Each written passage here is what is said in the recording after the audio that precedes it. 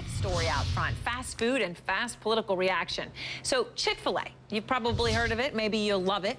Well, his president made some comments recently saying that personally he does not support gay marriage. Local politicians from Chicago to Boston are now taking their political pulpits to tell Chick-fil-A to stay out of their town. We sent our own Chik-fil-A to see if the political firestorm adds up. Chicken is the heart of Chick-fil-A's business. Not that you'd know it lately, after the president of the company said this on the radio. I think we're inviting God's judgment on our nation when we shake our fist at him and say, you know, we know better than you as to what constitutes a marriage. Chicago City Alderman Joe Moreno, in the middle of a deal with the Southern fast food chain to rezone an area to open a restaurant, killed it. He says Chick-fil-A is no longer welcome. That's the civil rights fight of our time. And, you know, to have those discriminatory policies from the top down is just not something that we're open to.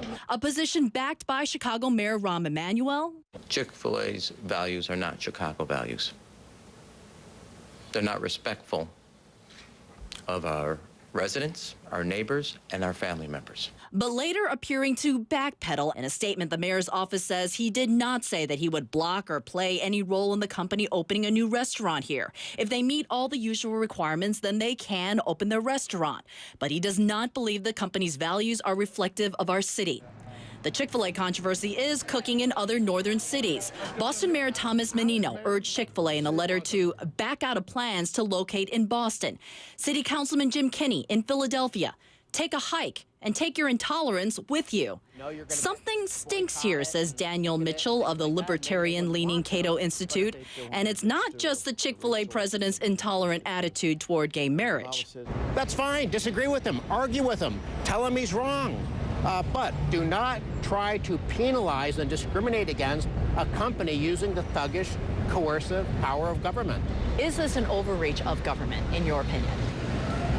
It's a very dangerous overreach of government. When government gets involved with its monopoly on the use of force, you're talking about something much more serious and much more threatening. Chick-fil-A, sensing a local government revolt, sent out a statement that says it does not discriminate based on sexual orientation and that, quote, our intent is to leave the policy debate over same-sex marriage to the government and the political arena.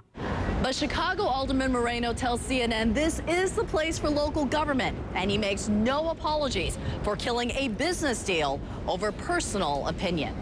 Chik-fil-A, CNN, New York.